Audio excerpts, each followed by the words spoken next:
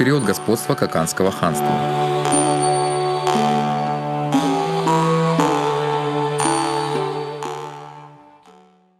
В 1709 году правителем центральной части Ферганской долины, центр город Каканд, при поддержке крупных феодалов был провозглашен Шахрук-Бий, один из потомков легендарного Бабура. Таким образом, Шахрук-Бий являлся основателем Каканского ханства, с него началась история государства. Анализ исторических источников позволяет предполагать, что значительную помощь Шахрук-Бию в получении власти оказали и правители кыргызского происхождения. Так известно, что в начале XVIII века правителем Ходжента был выходец из кыргызов Акбото-Бий, который стал зятем Шахруха, женившись на его дочери. А если учесть, что по традициям кочевников породниться со знатной и владетельной персоной имел право только равный по статусу и положению, то можно с уверенностью говорить о далеко немаловажной роли Акбото-Бия в восшествии Шахруха на ханский престол. Почти 200-летнюю историю развития Каканского ханства можно разделить на три неравных по времени этапа.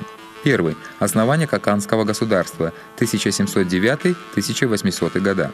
В этот период была сформирована административно-политическая система, укрепились социально-экономические основы государства. Произошло окончание слияния и объединения отдельных самостоятельных владений Ферганской долины в Каканское государство. Второе – развитие и расцвет Каканского ханства, 1800-1840 года. Данный этап характеризуется дальнейшим развитием и усилением политико-административной системы государства, внутренней и внешней политики. Укрепляется экономическое состояние, расширяются границы владений Каканского ханства.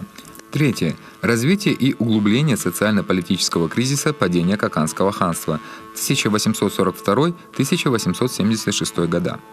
Рост противоречий между социальными группами, феодальная междоусобица, ослабление государственной системы управления, усиление феодального гнета обусловили политический кризис власти и подъем народного движения. Народные восстания 1873-76 годов привели к окончательному развалу Каканского государства, что создало благоприятные условия для колонизации Ферганской долины русским царизмом. Окончательное отмежевание Ферганы от Бухарского ханства непосредственно связано с деятельностью Ирдана Бия. В 1754 году эмир Бухары Мухаммед Рахим, правитель Каканда Ирдана Бий и глава кыргызского рода Кушчу Кубат Бий, как равноправные союзники, организовали совместный поход на владение Оро-Тюбе. Однако гессарский бек Мухаммед Эменбай путем хитрых интриг смог поссорить союзников и таким путем предотвратить реализацию их планов. Одним из самых авторитетных предводителей кыргызских родов второй половины XVIII века является Кубат Бий. После разрыва отношений с Ирдана Бием Кубат Бий, владевший обширной областью в окрестностях Андижана, участвует в политических событиях в Кашгаре на стороне Ходжи из Актоо, восточной Тениртоо. Последние сведения, характеризующие его как правителя рода Кушчу, относились к 1785 году. Мудрый и прозорливый политик, он пользовался большим уважением не только своих соплеменников, но и других соседних кыргызских племен. Кубат Бий проявлял немалую заботу о других кыргызских племенах, населявших районы Андижана и Ахсы. Стремясь улучшить жизнь кыргызов и обеспечить его независимость, он стремился проводить самостоятельную политику, не позволял правителям Каканда, Бухары, Кашгара вмешиваться в его дела или принимать за него решения. Признавая его авторитет, независимость взглядов, мужество, правители сопредельных земель уважительно называли его Бахадур-Бей.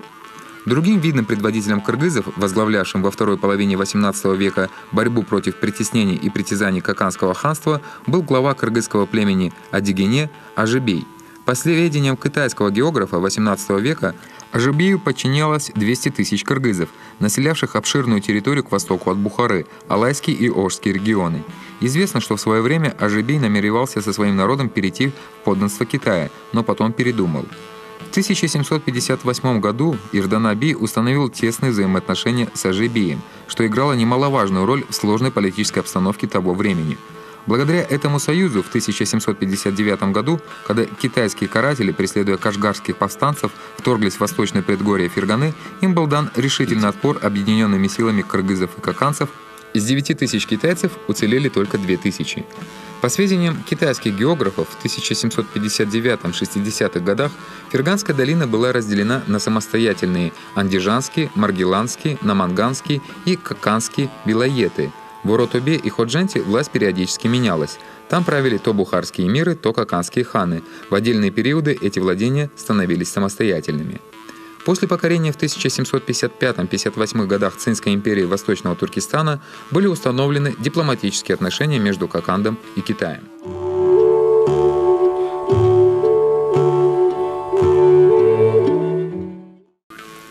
Борьба кыргызского народа против кокандского гнета. В результате успешных военных кампаний и захватнической внешней политики, проводимой Ирданом Бием в 60-е годы XVIII века, владения Кокандского ханства существенно расширились, возросла мощь государства. Вместе с тем усилились и территориальные притязания, объектом которых теперь стали владения кыргызов. Правитель Коканда разорвал дружественные отношения с бывшими союзными кыргызскими племенами и перешел к активным действиям, направленных на захват их владений. Отношения между кыргызами и Кокандом с каждым годом обострялись все больше и больше.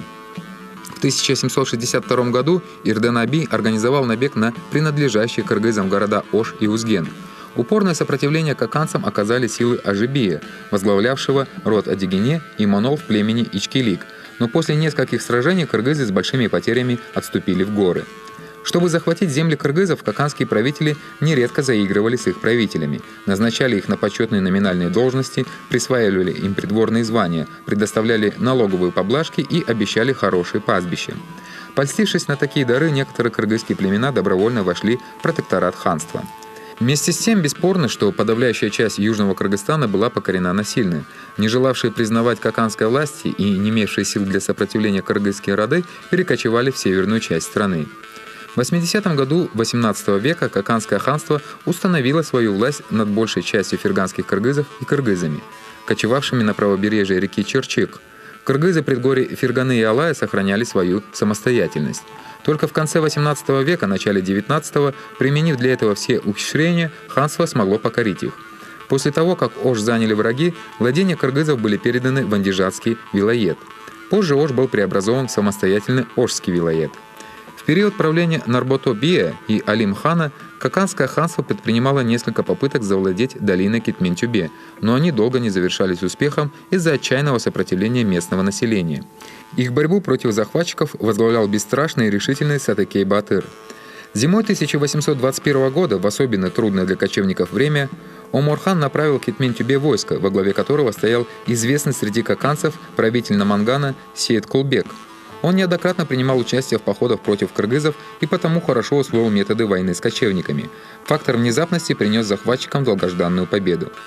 Успеху кокандских ханов, один за другим прибирающих к рукам владения кыргызов, во многом способствовали междоусобные распри кыргызских феодалов и отсутствие единства между племенами. Кокандцы умело использовали это. Они натравливали их друг на друга, не гнушаясь при этом никакими методами. Так, кокандские ханы, играя на самолюбимых амбициях и близорукости отдельных феодалов, методично и из-под захватывали кыргызские земли и устанавливали там свои порядки. В первой четверти XIX века порабощение Южного Кыргызстана было в основном завершено. Покорение Северного Кыргызстана Кокандское ханство начало с набегов на села Чуйской долины.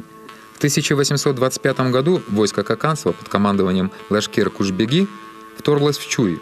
Разрозненные кыргызы не смогли оказать существенного сопротивления. После нескольких неудачных стычек часть Солто и Сарыбагыши вынуждена была признать власть хана. Часть Сарыбагыши, не желая подчиняться захватчикам, во главе с сыновьями Атакебия перекочевала на Иссык-Куль. Алчущие плодородных земель кокандские завоеватели заполнили Чуйскую долину и в том же году возвели на реке Аламыдун крепость Бишкек, где было размещено их военное подразделение. Через некоторое время кокандцы направили к иссык-кульским кыргызам предложение подчиниться им. Получив твердый отказ, кокандцы в 1831 году организовали поход на Иссык-Куль и Нарын. Одно войско под предводительством Лашкера Кушбеги пришло к Иссык-Кулю через Ташкент, Чимкент, Олой-Ата и Чуйскую долину. Другое, возглавляемое Хаккулой, выйдя из Ферганы, прошло через перевал Когарт и дошло до Актаала, Атбаши, Нарына, Джумгала и Кочкора, грабя и разоряя народ на своем пути. Таким образом, раздробленность кыргызов, их внутриплеменные раздоры, особенно между сарыбагышами и саяками, богинцами и саяками, обусловили почти беспрепятственное вторжение кокандцев в Тинир-Тоо.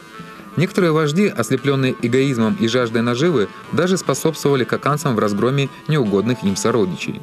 Для закрепления своих завоеваний кокандцы создавали на торговых путях крепостные укрепления с военными гарнизонами – Бишкек, Токмак, Аксу, Чалдавар, Карабалта, Мирке, Атбаши, Куртка, Тогусторо, Кочкор, Джумгал, Сусамыр, Тон, Джиргалчек, Тамга, Борскоон и Каракол.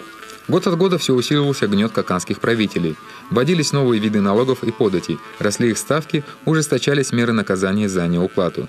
Все это вызывало справедливое негодование и ненависть народа. Начались массовые выступления против каканцев. В 30-е и 40-е годы XIX века освободительная борьба кыргызов против засилия Каканского ханства приняла широкий размах. Причиной, переполнившей чашу терпения и поднявшей людей, стали безжалостные грабежи и неслыханные бесчинства, совершенные каканцами со времени похода 1831 года.